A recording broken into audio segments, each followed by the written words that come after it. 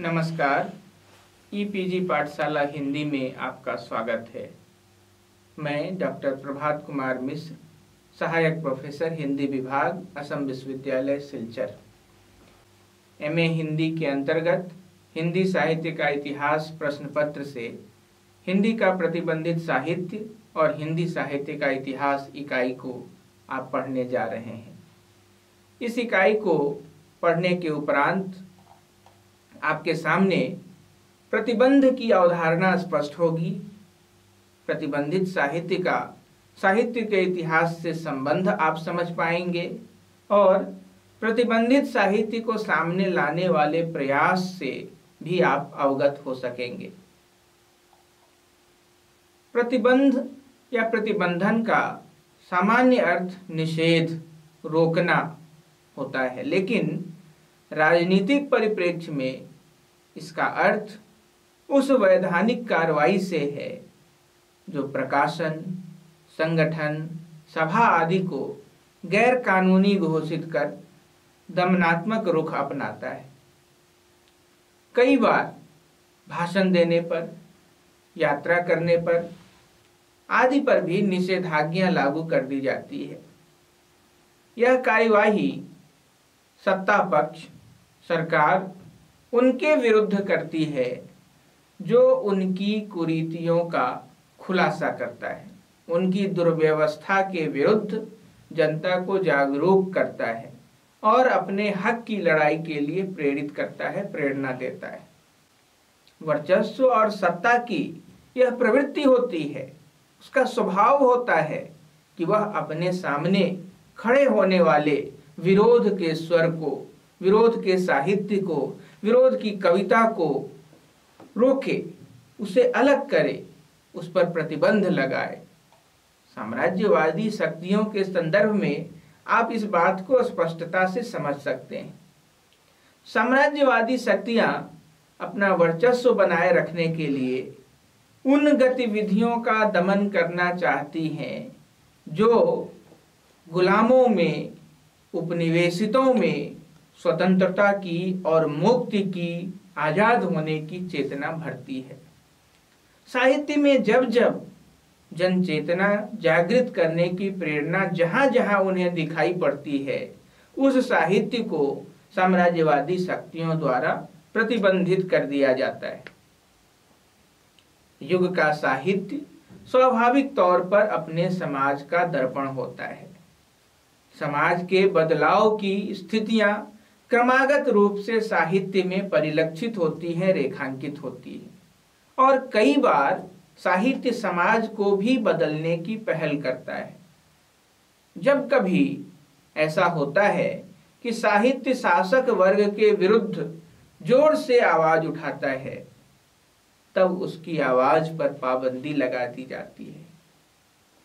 भारतीय अभिलेखागारों में ऐसी रचनाओं की संख्या विपुल है जो कभी ऐतिहासिक समयों में प्रतिबंधित की गई थी, उन्हें रोका गया था। हिंदी साहित्य में उन्हें शामिल करने पर यह हो सकता है, इस बात की पर्याप्त संभावना है कि साहित्य के इतिहास की चली आती रूपरेखा में आमूल-चूल परिवर्तन हो जाए। क्यों? क्योंकि उन साहित्य के इतिहासों में इस विपुल और व्यापक साहित्य को स्थान नहीं मिला है। इनका स्वर, इनका स्वभाव, इनकी प्रकृति, इनकी भाषा, यह सब उस साहित्य से अलग है जिनको प्रतिबंधित नहीं किया गया है।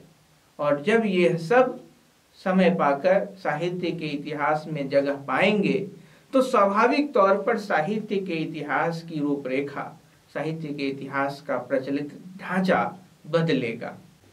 भारत के प्रतिबंधित साहित्य से संबंधित एन जेराल्ड बैरियर की एक पुस्तक सन 1976 में प्रकाशित होती है। उस पुस्तक का शीर्षक है band controversial literature and political control in British India 1907 to 1947। इस पुस्तक में सन 1907 से लेकर 1947 तक के बीच के समय के ब्रिटिश शासन द्वारा भारतीय भाषाओं में, न केवल हिंदी में, विभिन्न भारतीय भाषाओं में लिखे जाने वाले साहित्य पर जब जब प्रतिबंध लगा है उसकी चर्चा हुई है। उस साहित्य पर प्रतिबंध का इस किताब में अध्ययन किया गया है। भारत के राष्ट्रीय अभिलेखागार नेशनल आर्काइव में और ब्रिटिश संग्रहालय ब्रिटिश म्यूजियम के पुस्तकालय में जो रचनाएं मौजूद थीं, प्रतिबंधित रचनाओं की सूची उस किताब में दी गई है जो जेराल्ड उपलब्ध कर सके थे। जेराल्ड के अनुसार बांग्ला में 226, गुजराती में 158, हिंदी में 1391, हिंदुस्तानी में 320, मराठी में 185, अंग्रेजी में 273, पंजाबी में 135, उर्दू में 468 और अन्य द्रविड़ भाषाओं में 224 तथा अन्य भाषाओं में 538 रचनाओं को ब्रिटिश शासन ने प्रतिबंधित किया था। साहित्य की यह संख्या अचरज में डालती है कि ऐसी रचनाओं की इतनी बड़ी संख्या है जो अब तक हमारे सामने नहीं आ सकी हैं, जिनको अब तक साहित्य के इतिहास में जगह नहीं मिला है और जिन रचनाओं को ब्रिटिश शासन के अंतर्गत प्रतिबंधित किया गया है। एन जेराल्ड बैरियर ने प्रतिबंध की राजनीति का भी विश्लेषण अपनी उस पुस्तक में बहुत विस्तार से किया है और इस बात पर विचार किया है कि किन किन राज्यों में कैसी कैसी रचनाओं पर प्रतिबंध लगाया गया। यह आश्चर्यजनक है कि रचनाओं पर प्रतिबंध तो लगाया जाता था, किंतु उन रचनाओं को सुरक्षित रखने के लिए इंग्लैंड भेजा जाता था। इन प्रतिबंधित रचनाओं को उन्होंने, जेराल्ड ने 3 उप श्रेणियों में विभाजित किया है। इसमें पहली श्रेणी के अंतर्गत ऐसी रचनाएं हैं, ऐसा साहित्य है जिनमें धर्म को आधार बनाकर ब्रिटिश शासन का विरोध किया गया और धर्मनिरपेक्ष राजनीति वाला साहित्य शामिल है।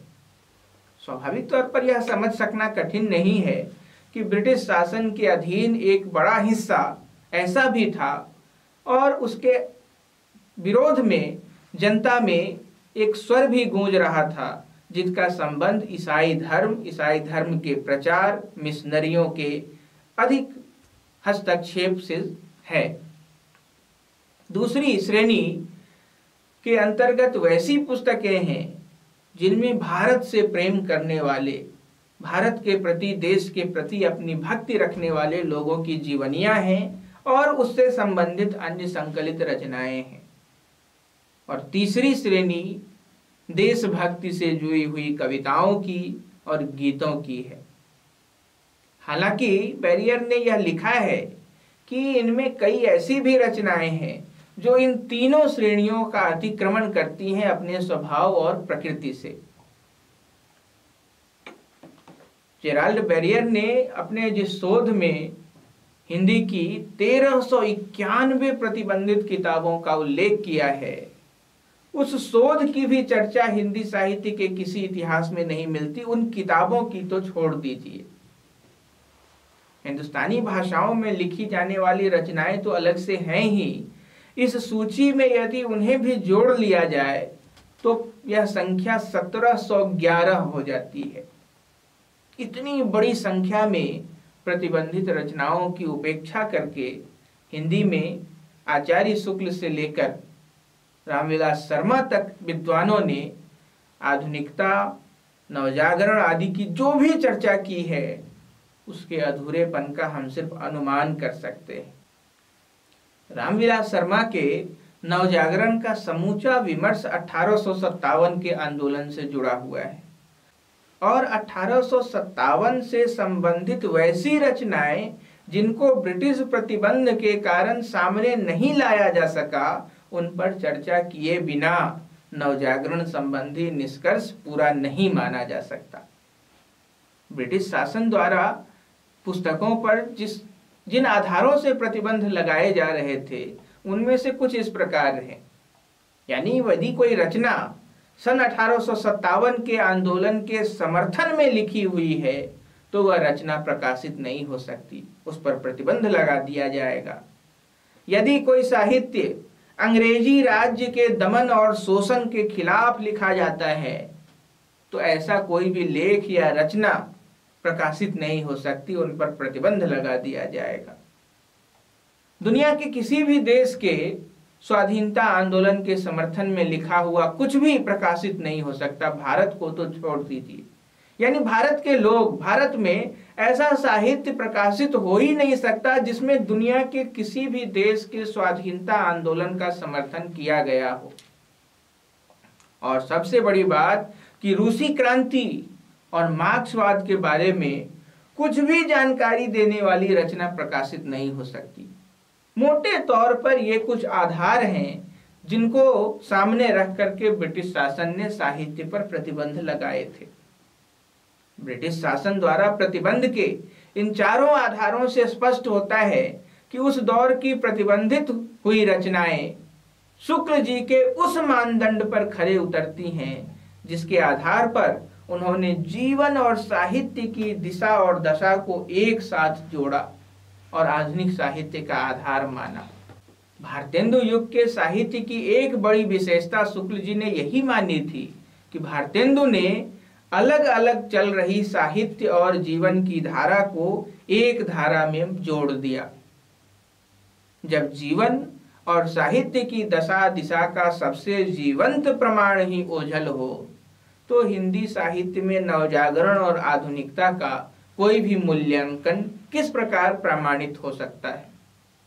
जीवन और साहित्य की दशा दिशा का सबसे जीवंत प्रमाण उस दौर में 1857 के आंदोलन को केंद्र में रखकर की गई रचनाएं हैं और प्रतिबंध लगा दिए जाने के कारण जीवन और साहित्य की दशा दिशा का सबसे जीवंत प्रमाण देने वाली ऐसी रचनाएं जब साहित्य के इतिहास से, साहित्य के आलोचकों की दृष्टि से ओझल हो, तब हिंदी साहित्य की आधुनिकता का, हिंदी साहित्य में नवजागरण का कोई भी विमर्श, कोई भी मूल्यांकन प्रामाणिक नहीं माना जा सकता।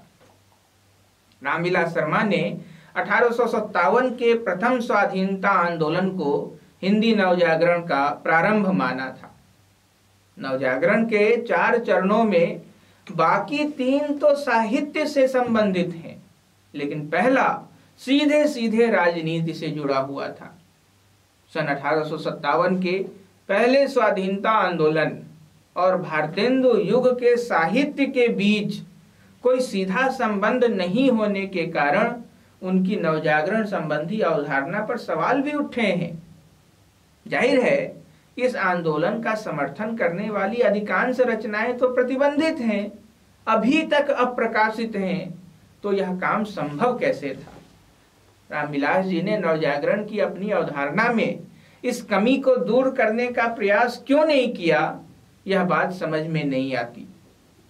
यह बात समझ में नहीं आती कि इन हजारों की संख्या में मौजूद रचनाओं से आंख मूंद कर हिंदी नवजागरण की वास्तविक अवधारणा पर विचार करना संभव नहीं है।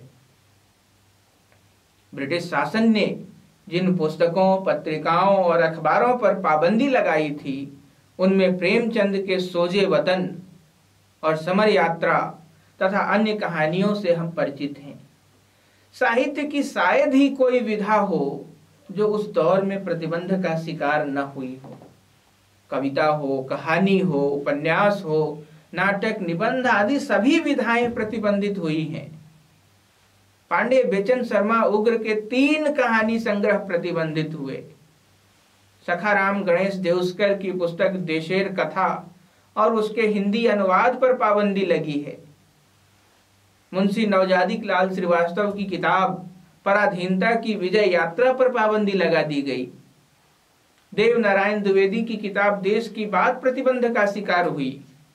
आज जब ये किताबें हमारे सामने हैं, तब उन्हें पढ़कर यह महसूस होता है कि हिंदी साहित्य के इतिहास में राष्ट्रीय कविता और राष्ट्रीय साहित्य नाम का जो लेखन हम देखते पढ़ते आ रहे हैं, वह कितना अपूर्ण है। ये किताबें तो सिर्फ 2-4 उदाहरण हैं। संग्रहालयों में, अभिलेखागारों में हजारों की संख्या में मौजूद ऐसी किताबें हिंदी के शोधकर्ताओं का इंतजार कर रही हैं। साहित्य का इतिहास लेखन पर चर्चा करते हुए आपने देखा है कि साहित्य के इतिहास लेखन में निरंतर नवीन शोधों से प्राप्त निष्कर्षों की जरूरत पड़ती है, उन पर पुनर्विचार की जरूरत पड़ती है। ये किताबें भी इस प्रक्रिया में जिस दिन प्रकाशित होकर हमारे बीच आएंगी, साहित्य के इतिहास को देखने और उसे लिखने का हमारा नजरिया निश्चय ही बदलेगा। इन किताबों का उल्लेख किए बगैर 19वीं और 20वीं शताब्दी के पूर्वार्ध का जो इतिहास लिखा गया है, उसकी विडंबना पर विचार करते हुए मैनेजर पांडे ने लिखा है कि यह देखकर बहुत आश्चर्य होता है कि हिंदी साहित्य के इतिहास में आधुनिक काल के अंतर्गत अंग्रेजी राज के दौरान प्रतिबंधित हिंदी साहित्य का कोई उल्लेख नहीं मिलता। ऐसी स्थिति में उनके विश्लेषण और मूल्यांकन की उम्मीद कैसे की जाए।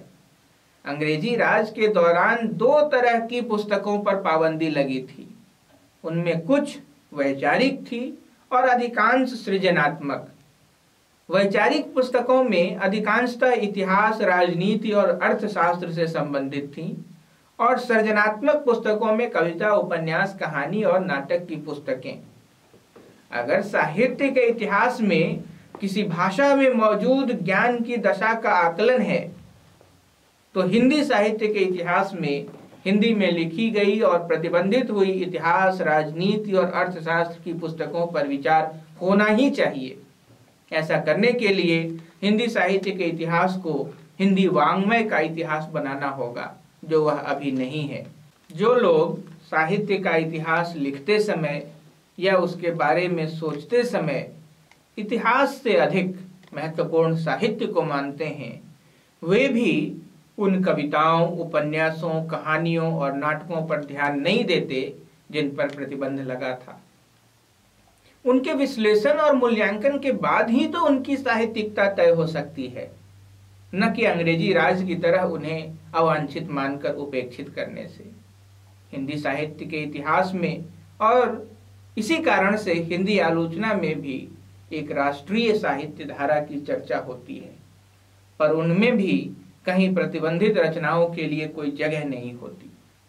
स्वाधीनता आंदोलन के दौरान आंदोलन के पक्ष से बोलने वाले साहित्य को दोहरा दंड मिला।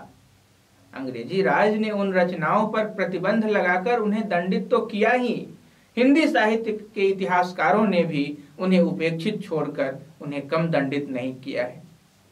स्वाधीनता आंदोलन के दौरान इतनी बड़ी संख्या में प्रतिबंधित रचनाओं की सूची देखकर और साहित्य इतिहास लेखन में उनकी अनुपस्थिति देखकर इस दोहरे दंड की बात सही ही लगती है। साहस और सच का जोखिम भरा रास्ता चुनने का यह अभिशाप उनके साथ भी जुड़ा हुआ है, जो देश के लिए चुपचाप शहीद हो गए।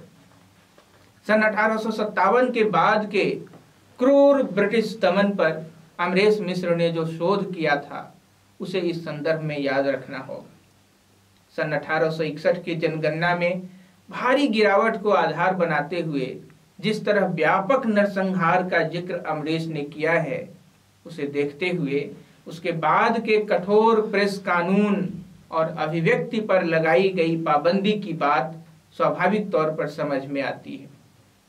कहने का आशय यह है कि स्वाधीनता आंदोलन को सीमित कर देखने वाली इतिहास दृष्टि से हम उस युग का वास्तविक स्वरूप नहीं समझ सकते।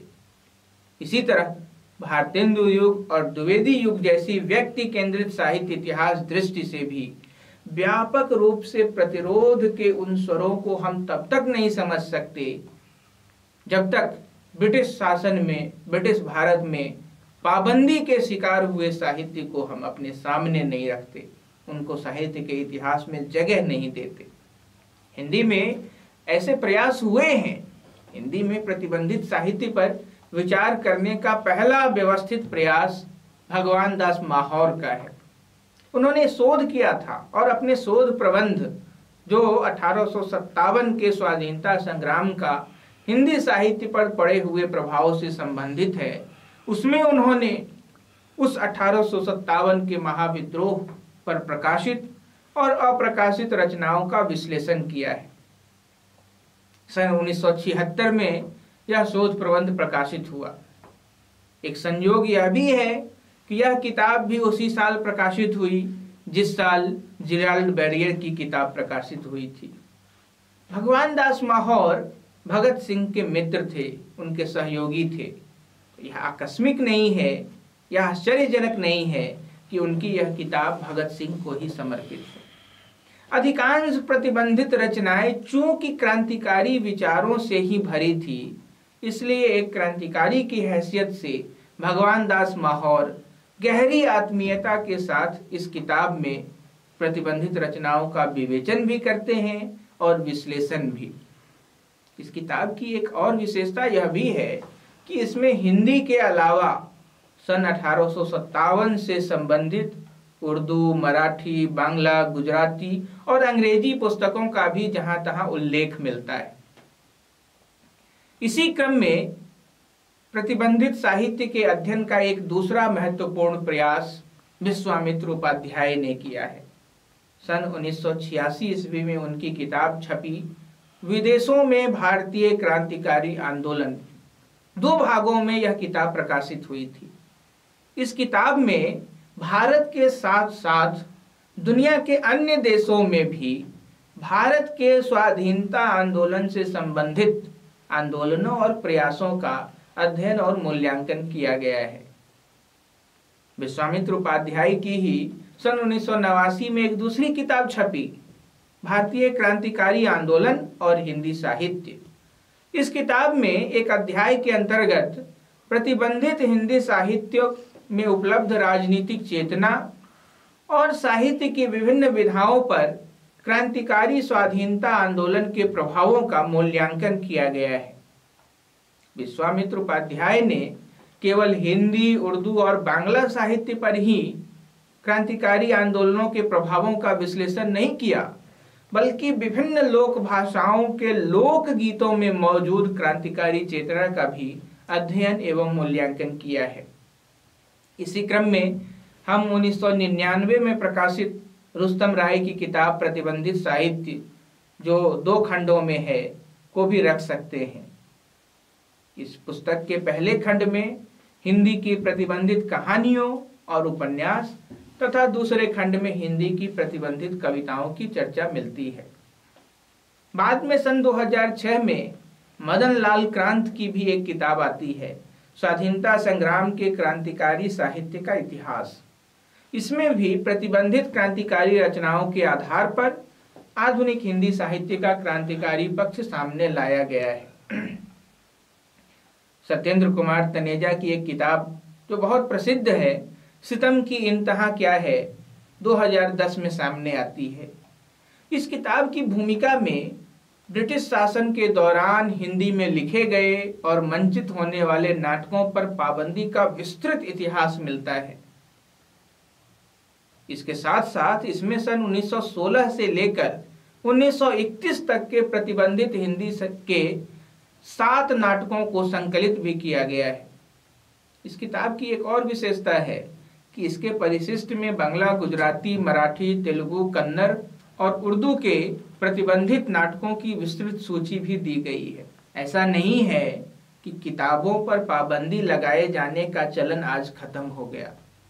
आजादी मिलने के बाद भी किताबें प्रतिबंधित की जाती हैं, किंतु अंग्रेजी राज्य में जिन किताबों पर पाबंदी लगाई जाती थी, वह पाबंदी आज की तरह नहीं थी।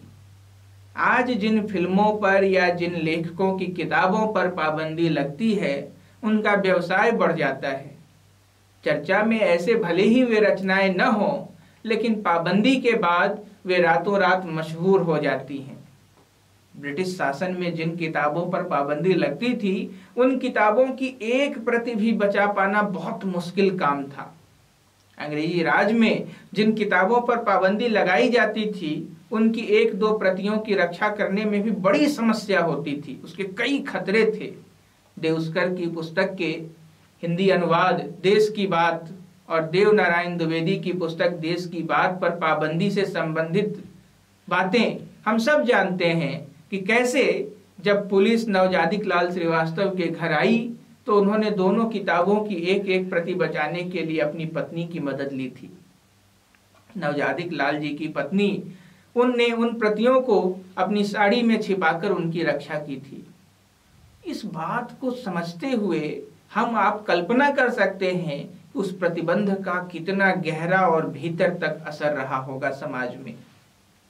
यह तथ्य दुखद है, यह बात दुखी करता है कि आजाद भारत में, स्वाधीन भारत में भी ऐसे प्रतिबंधित क्रांतिकारी और राष्ट्रीय चेतना से परिपूर्ण साहित्य को प्रकाशित करने, लोगों के बीच लाने के प्रयास नहीं के बराबर हुए हैं।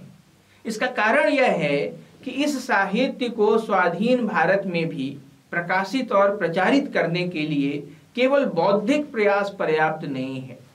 अपनी इस विरासत पर प्रकाश डालने का जो प्रयास हुआ है, वह प्रयास प्रकाशित किताबों की संख्या को देखते हुए बहुत ही कम महसूस होता है।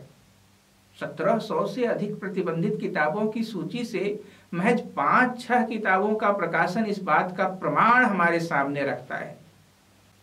आज के समय में देश की बात करना वैसे भी अपने बौद्धिक जगत में बहुत साधारण एवं हल्की बात समझी जाती है।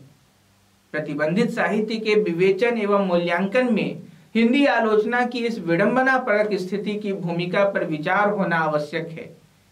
जब से दुनिया भर में और इस कारण से इस देश में भी भूमंडलीकरण की हवा चली है, हिंदी क्षेत्र के अधिकांश बुद्धिजीवी स्थानीय होने से पहले ही राष्ट्रीय होना चाहते हैं और राष्ट्रीय होने से पहले ही अंतर्राष्ट्रीय हो जाने की इच्छा रखते हैं, और यह उनके हिसाब से केवल अंग्रेजी में बोलने और लिखने से हो सकता है।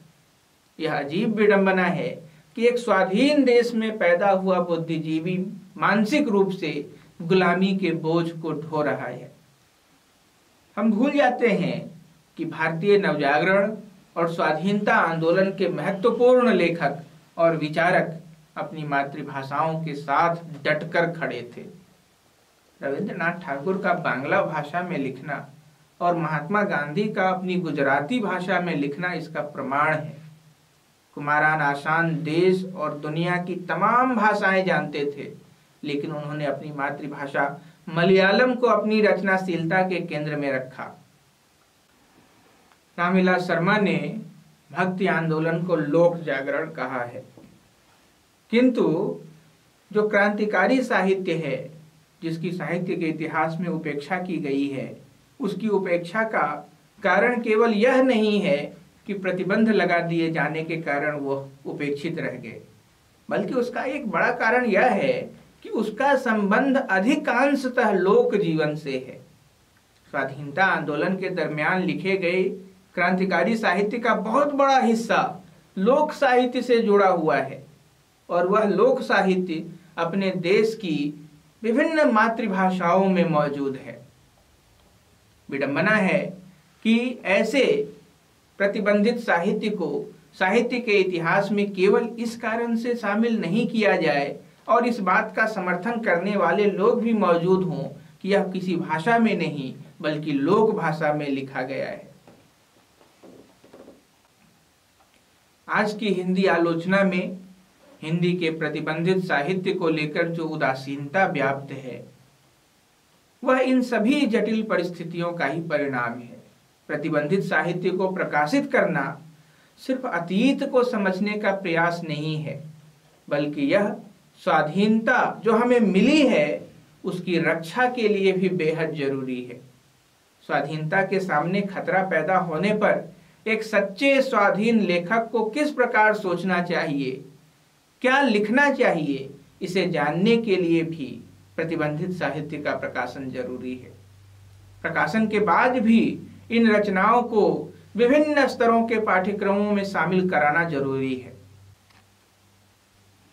प्रतिबंधित हिंदी साहित्य की हजारों रचनाओं पर विपुल शोध हो सकते हैं और नए निष्कर्ष निकल सकते हैं, और ये शोध हिंदी को ज्ञान के अन्य अनुशासनों के साथ भी जोड़ सकते हैं। यही नहीं, ज्ञान के अन्य अनुशासन हमारे इन शोधों की वजह से हमारे कृतज्ञ भी हो सकते हैं कि जो कि किसी भी अनुशासन में इतनी प्रचुर मात्रा में अप्रकाशित शोध सामग्री का अकाल है। हमारे इन शोधों की वजह से अकादमिक रूप से दुनिया की ऊंचाई बढ़ेगी और हम अपने देश के साथ साथ दुनिया के अनेक देशों को स्वाधीनता की चेतना का प्रकाश और प्रमाण दे सकते हैं। प्रतिबंधित हिंदी साहित्य के साथ साथ अन्य भारतीय भाषाओं के प्रतिबंधित साहित्य पर तुलनात्मक शोध के लिए नए रास्ते भी इससे खुलते हैं। जिस प्रकार भक्ति आंदोलन और नवजागरण के संदर्भ में तुलनात्मक शोध प्रवृत्तियां विकसित हुई थी, उसी तरह ब्रिटिश काल में प्रतिबंधित सभी भारतीय भाषाओं के साथ हिंदी के प्रतिबंधित साहित्य का तुलनात्मक अध्ययन एक बेहद महत्वपूर्ण काम होगा और इससे जो निष्कर्ष सामने आएंगे वे अपने देश की एकता और अखंडता को और पुष्ट करेंगे। देश की स्वाधीनता के आंदोलन में देश का हर हिस्सा बराबर का भागीदार रहा है।